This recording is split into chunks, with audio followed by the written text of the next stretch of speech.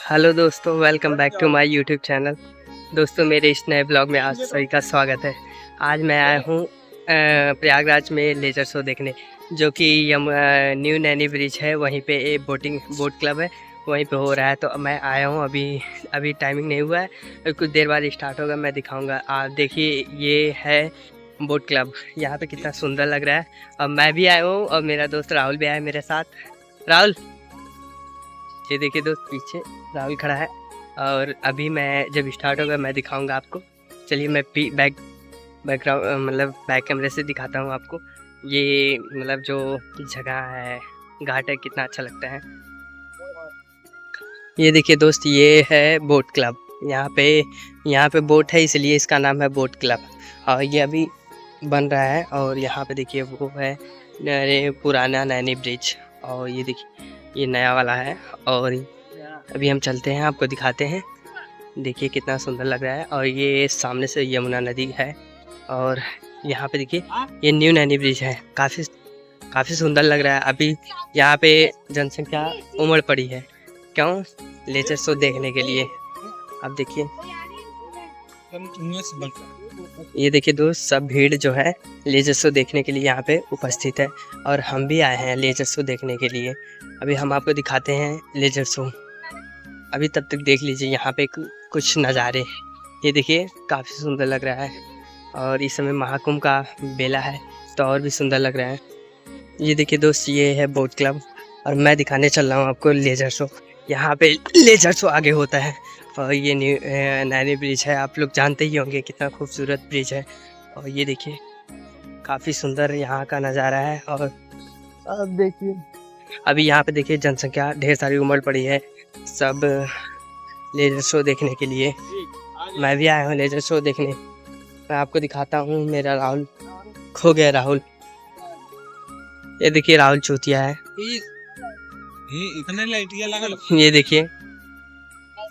ये देखिए दोस्त, कितना जनसंख्या आ गया है यहाँ पे देखिए 40 हो गया। हम आपको दिखाते हैं, और मैं बोलूँगा नहीं। चलिए, हम आपको दिखाते हैं। देखिए दोस्त, लेजर शो स्टार्ट होने वाला है। अगर मैं बैक कैमरे से आपको दिखाऊंगा। ये देखिए, भीड़ सब देखिए लेजर शो देखने के लिए आ गई भीड़। और मैं कुछ बोलूँगा नहीं। अभी मैं चलता हूँ, जहाँ से अच्छा व्यू आए वहाँ से दिखाने की कोशिश करूँगा आपको। और ये देखिए, ये देखिए दोस्त, ये देखिए दोस्त, लेजर शो स्टार्ट हो गया है।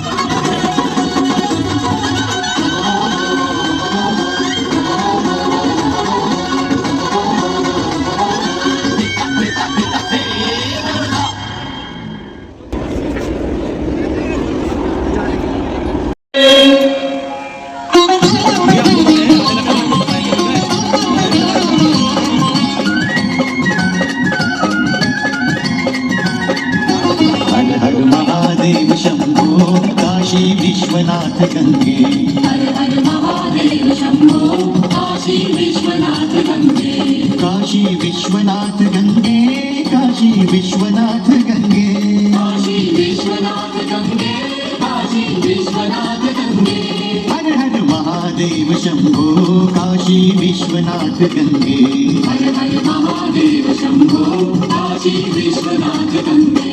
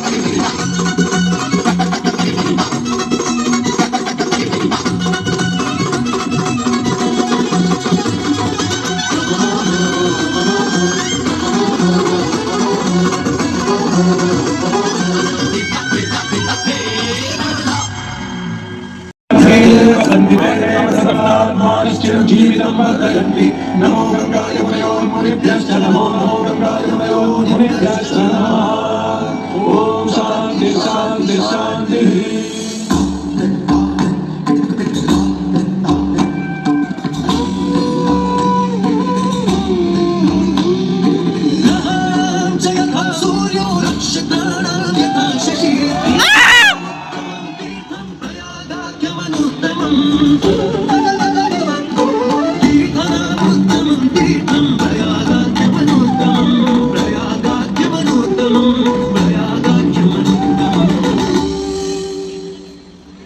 सूर्य ग्रहों में श्रेष्ठ है और चंद्रमा नक्षत्रों में श्रेष्ठ है, उसी प्रकार प्रयाग सभी तीर्थों में सर्वश्रेष्ठ है।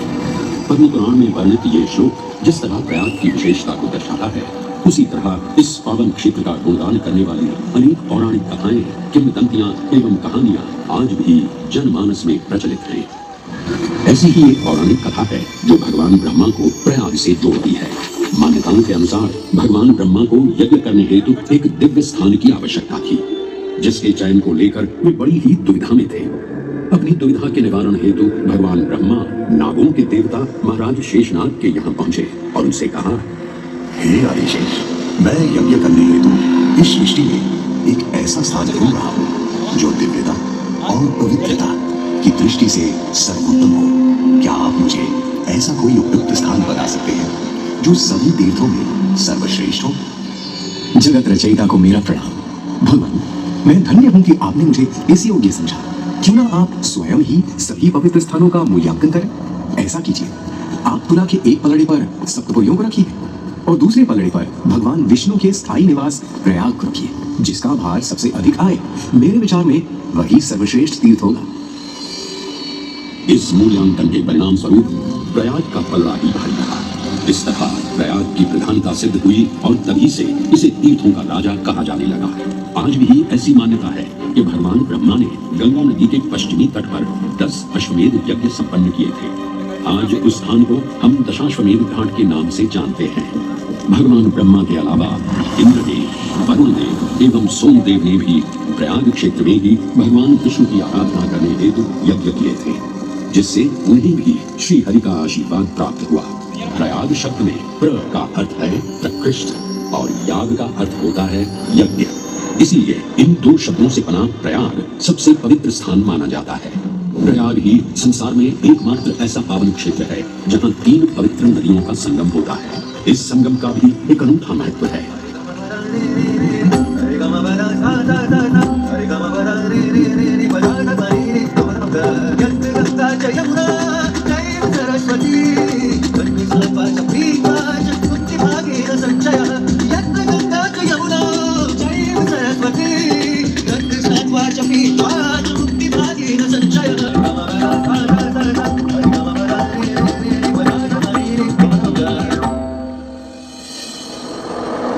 प्रयाग में गंगा, यमुना और सरस्वती जैसी 3 सबसे पवित्र और पूजनीय नदियों का दिव्य संगम होता है। इन नदियों के संगम में स्नान करने एवं संगम का जल ग्रहण करने से मनुष्य मुक्ति का अधिकारी बन जाता है और इसमें किंचित भी संदेह नहीं है। ब्रह्म पुराण में ब्रह्मा जी भी कहते हैं कि प्रयाग में सरस्वती जी अदृश्य रूप में आकर गंगा जी से मिलती हैं। इसलिए इस क्षेत्र को सरस्वती तीर्थ संगम भी कहा गया है। सरस्वती नदी के अदृश्य रूप से मिलने के पीछे भी एक पौराणिक कथा सुनने को मिलती है। ऐसा माना जाता है कि बद्रीनाथ क्षेत्र की गुफाओं में जब वेद व्यास जी भगवान गणेश को महाभारत की कथा सुना रहे थे, तब उस क्षण सरस्वती जी हिम शिखरों से टकराते हुए अपना मार्ग बनाती हुई बड़ी ही तीव्र गति से बह रही थी।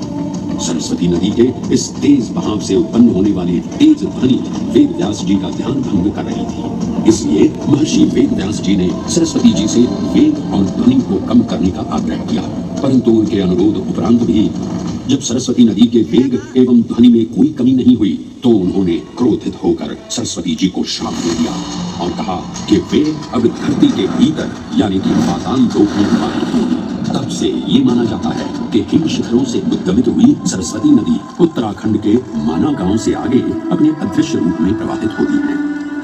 आगे चलकर यही अदृश्य रूपी मां सरस्वती प्रयागराज में गंगा एवं यमुना नदी से मिलकर त्रिवेणी संगम को पूर्ण करती है। ये प्रयाग नगरी पवित्रता का उद्गम है, जिसके अंश हमें वेदों एवं पुराणों में भी मिलते हैं, जिनमें वर्णित है सुरों असुरों द्वारा हुआ समुद्र मंथन। अमृत प्राप्ति के लिए सुरों और असुरों ने एकजुट होकर क्षीर सागर का मंथन किया, जिसके संदर्भ में पुराणों में विभिन्न कथाएं देखने को मिलती हैं। उन्हीं कथाओं में एक कथा महर्षि दुर्वासा और इंद्रदेव से संबंधित है। इस कथा के अनुसार ऋषि दुर्वासा ने इंद्रदेव से प्रसन्न हो उन्हें पारिजात पुष्पों की एक दिव्य माला भेंट की, जिसे इंद्रदेव ने साधारण पुष्पों की माला समझ स्वयं धारण न कर उसे अपने वाहक गजराज ऐरावत के मस्तक पर रख दिया। पल भर में गजराज ने वो माला धरा पर गिरा उसे अपने पैरों तले रौंद दिया। ऋषि दुर्वासा से ये अपमान सहन न हुआ और उसी क्षण क्रोधित हो उन्होंने इंद्रदेव को श्राप दे दिया। हे अहंकारी इंद्र, तेरा इतना दुस्साहस कि तूने मेरा अपमान किया। जिस वैभव एवं शौर्य पर तू इतरा रहा है, क्षण भर में ही तेरा ये वैभव, प्रतिष्ठा, शक्तियां सब नष्ट हो जाएंगी। अत्रि पुत्र दुर्वासा समस्त देवगणों को श्रीहीन होने का श्राप देता हूं। इस श्राप के परिणाम स्वरूप स्वर्गलोक से लेकर वैकुंठ धाम तक का सारा वैभव चला गया। जहां स्वर्गलोक में सभी देवता अपना वैभव एवं शक्तियां खो चुके थे, वहीं वैकुंठ धाम में मां लक्ष्मी भी क्षीर सागर की गहराइयों में चली गई। उनके जाते ही सृष्टि का संतुलन बिगड़ने लगा एवं असुर राजा बलि ने तीनों लोक अपने अधीन कर लिए। ये सब देखकर सभी देवतागण अपने श्राप के निवारण हेतु भगवान विष्णु की शरण में जा पहुंचे और कहने लगे, हे पालनहार, हे स्वामी, अब आप ही हमें इस श्राप से मुक्त होने का मार्ग बता सकते हैं, अन्यथा हम अपनी शक्तियों से सदैव वंचित ही रहेंगे और युद्ध में कभी भी असुरों का सामना नहीं कर पाएंगे। हे देवराज, ऋषि दुर्वासा के श्राप से सभी देवतागण जीवन मृत्यु के काल चक्र में बंध चुके हैं। इस काल चक्र एवं श्राप से मुक्त होने के लिए अब केवल एक ही मार्ग शेष है और वो है समुद्र मंथन। इस समुद्र मंथन से निकलने वाली रत्न ही आपके खोए हुए यश, वैभव और कीर्ति को पुनः स्थापित करेंगे। परंतु आपको इस मंथन के लिए असुरों के बल की भी आवश्यकता होगी, क्योंकि उनके बिना यह समुद्र मंथन संभव नहीं है। जैसे आपकी आज्ञा प्रभु, हम असुरों के साथ समुद्र मंथन करने के लिए तैयार हैं। देवताओं और असुरों ने एक मत होकर क्षीर सागर का मंथन करना स्वीकार किया। जहां मंदार पर्वत मथनी के रूप में आए तो वहीं वासुकी नाग को नेति की भूमिका मिली। भगवान विष्णु ने स्वयं कुर्म अवतार धारण कर मंदार पर्वत को उसका आधार प्रदान किया। क्षीर सागर को मथना शुरू किया गया और 14 रत्नों में सबसे पहले हलाहल विष उत्पन्न हुआ। उस विष के प्रभाव को कोई भी देवता या असुर सहन करने में समर्थ नहीं थे। इस कालकूट विष से सृष्टि का विनाश हो सकता था। इसीलिए इस आपदा से बचाने स्वयं देवों के देव महादेव प्रकट हुए और उन्होंने इस विष का पान किया। ये सब देख मां पार्वती ने विष को भगवान शिव के कंठ तक ही रोक दिया। इस कालकूट विष के प्रभाव से महादेव का कंठ नीला पड़ गया और तभी से उन्हें नीलकंठ के नाम से भी जाना जाने लगा।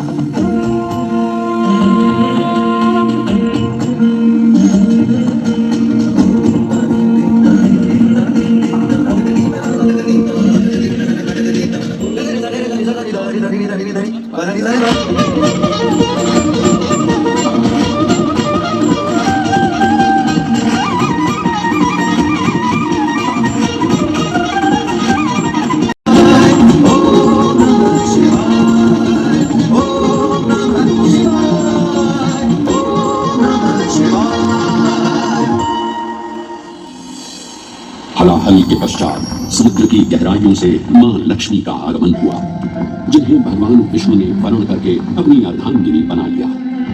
इसके पश्चात समुद्र मंथन से एक एक कर कामधेनु गाय, पारिजात वृक्ष, चंद्र, कल्प वृक्ष, अपार सुंदर अप्सराएं, गंधर्व, शंख, उच्चैःश्रवा, वारुणी एवं कौस्तुभ मणि जैसे अनेक रत्न उत्पन्न हुए। लेकिन सभी को जिस रत्न की सबसे अधिक प्रतीक्षा थी, उस रत्न का निकलना अभी बाकी था। अंततः आयुर्वेद के देव धन्वंतरी अपने हाथ में अमृत कुंभ लिए प्रकट हुए। अमृत कुंभ पाने की लालसा ने सुरों और असुरों के मध्य एक घमासान युद्ध आरंभ हो गया। इस इसी युद्ध के दौरान स्वरभानु नाम का एक असुर अमृत कुंभ को अपने अधीन कर पाताल लोक की ओर चल गया।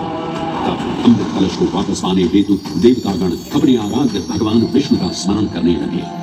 तदोपरांत भगवान विष्णु एक सुंदर अप्सरा मोहिनी का रूप धारण कर पाताल लोक पहुंचे, जिसे देख सभी असुर सम्मोहित होने लगे।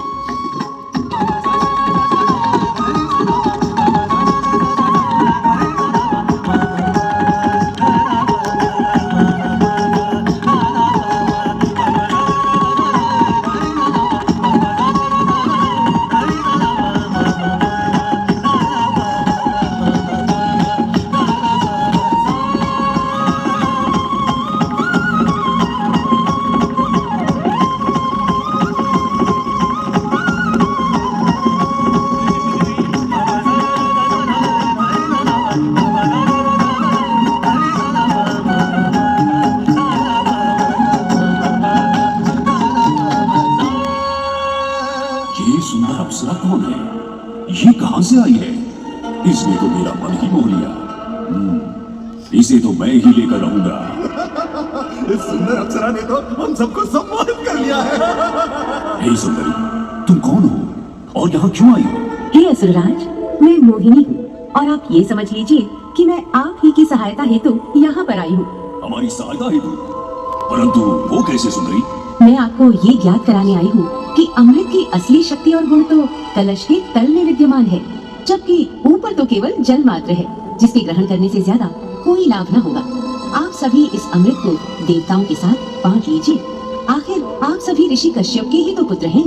देवताओं के साथ अमृत बांटने से एक तो आपका वैभव बढ़ेगा और दूसरा जो अमृत का फलदायक भाग है उसे आप ही ग्रहण कर सकेंगे। हे मनमोहिनी, तुम सत्य ही कह रही हो, परंतु अगर हमने ये अमृत कलश देवताओं को दे दिया तो क्या पता वे सारा अमृत स्वयं ही ग्रहण कर लें और हम सभी असुर इससे वंचित ही रह जाएं। आप निश्चिंत रहिए, ऐसा कदापि नहीं होगा। मैं स्वयं ही सभी सुरों और असुरों को अमृत पान करवाऊंगी और साथ ही साथ ये सुनिश्चित भी करूंगी कि अमृत का फलदायक भाग आप सभी को ही प्राप्त हो। बस फिर क्या था, भगवान विष्णु की अपरंपार लीला आरंभ हुई। जहां एक ओर सभी देवतागण विराजे तो वहीं दूसरी ओर सभी असुर। मोहिनी रूप धारण भगवान विष्णु एक एक कर सभी देवताओं को अमृत पान करवाने लगे, जिससे वे पुनः अपनी शक्तियां प्राप्त कर सकें। परंतु स्वरभानु नाम का असुर जल्द ही भगवान विष्णु की ये चालाकी भांप गया और चुपचाप देवता वेश धारण कर उन्हीं के बीच में जाकर विराजमान हो गया। तब जैसे ही मोहिनी स्वरभानु को अमृतपान कराने हेतु अग्रसर हुई, ठीक उसी क्षण सूर्य एवं चंद्रमा स्वरभानु का असली रूप पहचान गए। ये ज्ञात होते ही भगवान विष्णु अपने मूल रूप में परिवर्तित हो गए और अपने सुदर्शन चक्र से स्वरभानु का सिर धड़ से अलग कर दिया। परंतु तब तक अमृत की 2 बूंदें स्वरभानु के कंठ से उतर चुकी थी, जिसके चलते वो अमरत्व प्राप्त कर चुका था। इस तरह स्वरभानु के कटे हुए सिर के भाग को राहु का नाम मिला और धड़ को केतु के नाम से जाना जाने लगा। माना जाता है कि प्रतिशोध की ज्वाला में ज्वलित राहु एवं केतु सूर्य एवं चंद्रमा पर ग्रहण लगाते हैं। इस प्रकार सूर्य और चंद्र पर ग्रहण लगना राहु और केतु का प्रतिशोध माना जाता है। भगवान विष्णु की ये लीला देख सभी असुर अचंभित हो उठे। इससे पहले कि वे कोई प्रतिक्रिया दे पाते, भगवान विष्णु के वाहन पक्षीराज गरुड़ ने शीघ्रता से अमृत कलश को उठा लिया और अपने साथ लेकर स्वर्गलोक की ओर उड़ चले। कहते हैं पक्षीराज की इस यात्रा के दौरान पृथ्वी पर 4 जगह अमृत की कुछ बूंदें छलक कर गिर पड़ी थी और इन बूंदों से उन नगरों की नदियों के पानी में अमृत जैसे गुण आ गए थे। वे 4 स्थान हरिद्वार, प्रयाग, उज्जैन एवं नासिक हैं और यही कारण है कि इन 4 नगरों में कुंभ का पर्व मनाया जाता है। ऐसी भी मान्यता है कि एक दिव्य दिवस एक सांसारिक वर्ष के बराबर होता है और पक्षीराज गरुड़ की यात्रा में 12 दिन लगे थे, इसीलिए हर 12वें वर्ष में कुंभ पर्व मनाया जाता है।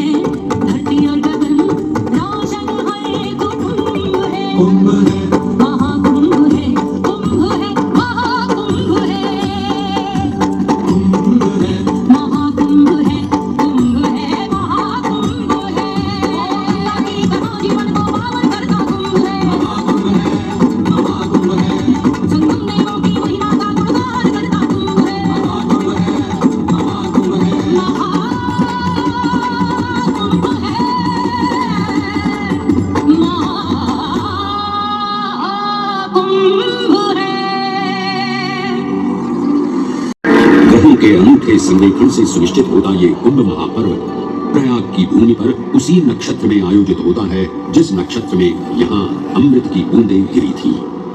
गणनाओं के अनुसार जब बृहस्पति वृषभ राशि में और सूर्य चंद्रमा मकर राशि चक्र में प्रवेश करते हैं तब प्रयागराज में कुंभ पर्व आयोजित किया जाता है। सनातन धर्म की प्राचीनतम धरोहर माना जाने वाला ये कुंभ पर्व भारत ही नहीं बल्कि विश्व भर से आए करोड़ों श्रद्धालुओं का स्वागत करता है। कुंभ पर्व केवल एक पर्व ही नहीं बल्कि एक तीर्थ का अवसर भी है जहां लाखों करोड़ों श्रद्धालु कल्पवास के नियमों का पालन करते हैं। पौष पूर्णिमा से लेकर माघ पूर्णिमा तक चलने वाले कल्पवास के दौरान तीर्थालु सांसारिक सुखों को त्याग कर तपस्वी संतों की तरह कुटिया में रहते हैं। उनकी दिनचर्या ब्रह्म मुहूर्त में गंगा स्नान से शुरू हो संध्या वंदना और भजन कीर्तन जैसे आध्यात्मिक कार्यों के साथ रात्रि तक समाप्त होती है। श्रद्धालु दिन में केवल एक ही बार भोजन ग्रहण कर मानसिक रूप से धैर्य, अहिंसा और भक्तिभाव में लिप्त रहते हैं। ऐसी मान्यता है कि जो कल्पवासी मोक्ष की अभिलाषा लिए कुंभ पर्व में कल्पवास के नियमों का पालन करते हैं उन्हें मोक्ष अवश्य ही प्राप्त होता है। पारंपरिक रूप से इस आध्यात्मिक पर्व की औपचारिक शुरुआत का श्रेय 8वीं शताब्दी के हिंदू दार्शनिक और संत आदि शंकराचार्य को दिया जाता है। उन्होंने न केवल 4 पवित्र मठों पुरी, श्रृंगेरी, द्वारका और बद्रीनाथ की स्थापना की थी बल्कि सन्यासी परंपरा को जीवित रखने हेतु 10 सन्यासी व्यवस्था का गठन भी किया था जिसके अंतर्गत निर्माणी, अटल, निरंजनी, आनंद, जूना, आवाहन और अग्निसात नामक 7 अखाड़े निर्मित हुए। आदि शंकराचार्य का उद्देश्य शास्त्रों के ज्ञान को आपस में साझा कर सनातन धर्म के दार्शनिक आधारों को सुदृढ़ और परिपक्व करना था। अतः धर्म की सभी शाखाओं को संगठित रखने हेतु आदि शंकराचार्य ने प्रयाग की भूमि पर कुंभ पर्व को पुनः आयोजित किया।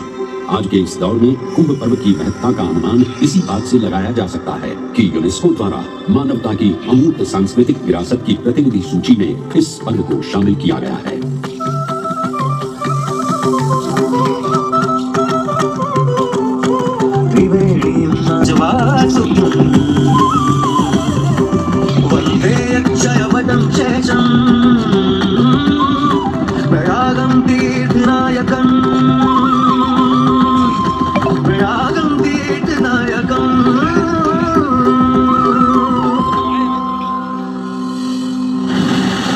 त्रिवेणी, माधव, सोम, भरद्वाज, वासुकी, अक्षयवट और शेषनाग प्रयाग के इन 7 तीर्थ नायकों की हम वंदना करते हैं परंतु उक्त 7 तीर्थ नायकों में वेणी माधव का ही प्रमुख स्थान है।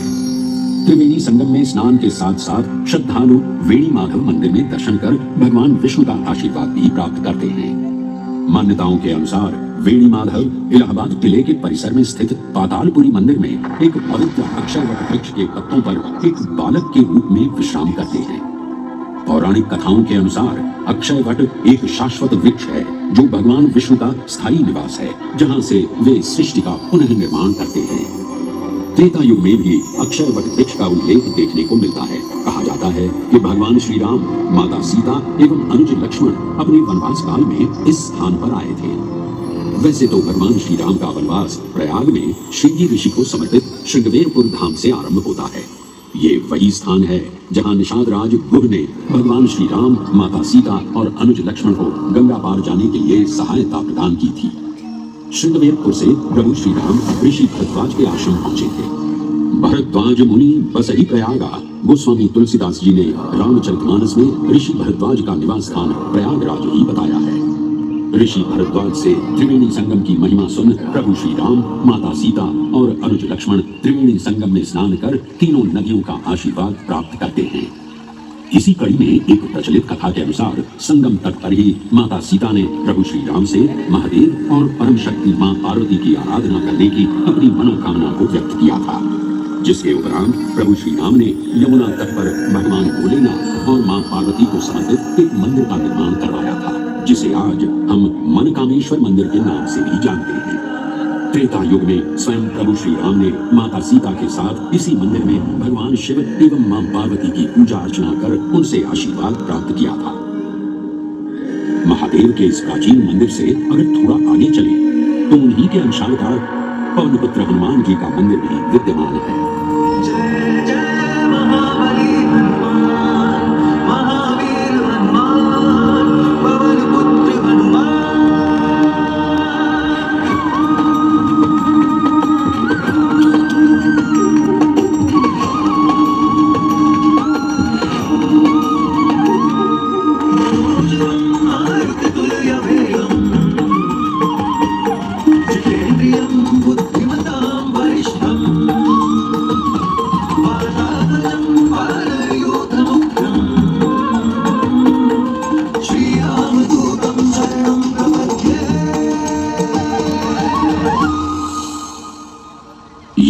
ऐसा अनूठा मंदिर है जहां हनुमान जी लेटे हुए दिखाई देते हैं।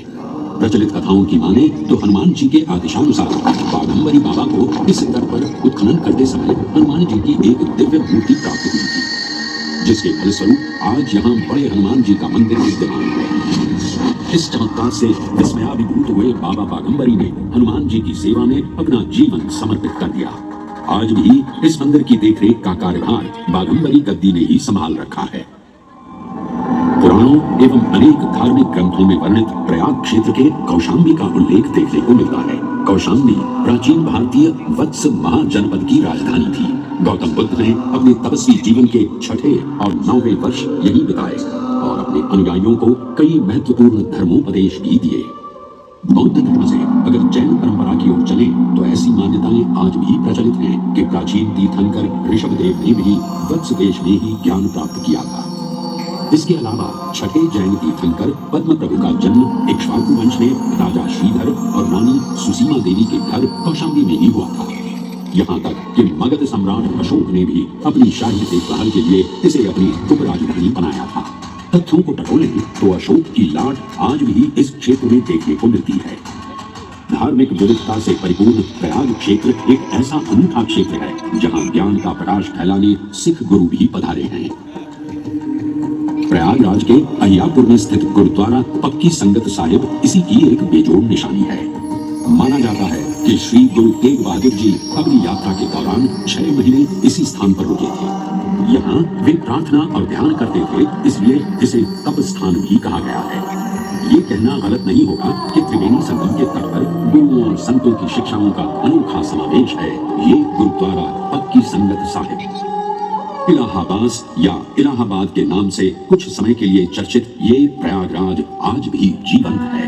धर्म और संस्कृति का अनूठा इतिहास संजोए हुए तीर्थराज प्रयागराज में वेणी माधव, शिव और शक्ति के विभिन्न स्वरूप आज भी विद्यमान हैं, जो इस पावन क्षेत्र को अद्वितीय बनाते हैं। प्रयागराज की इतनी विशाल पृष्ठभूमि समझने के बाद लगता है कि ये कहना कभी गलत नहीं होगा कि प्रयागराज सिर्फ एक शहर नहीं बल्कि अपने अंदर दैवीयता, विविधता और धार्मिकता को संजोए हमारा पूर्ण गौरवशाली इतिहास है।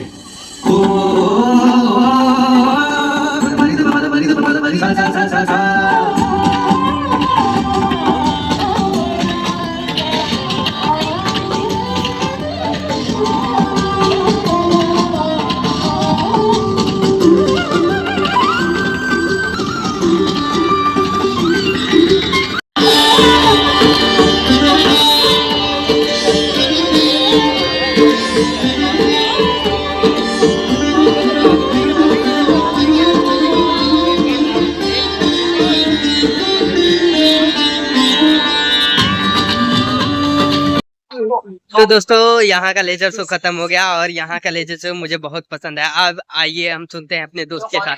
ये तुम्हें कैसा लगा लेजर शो?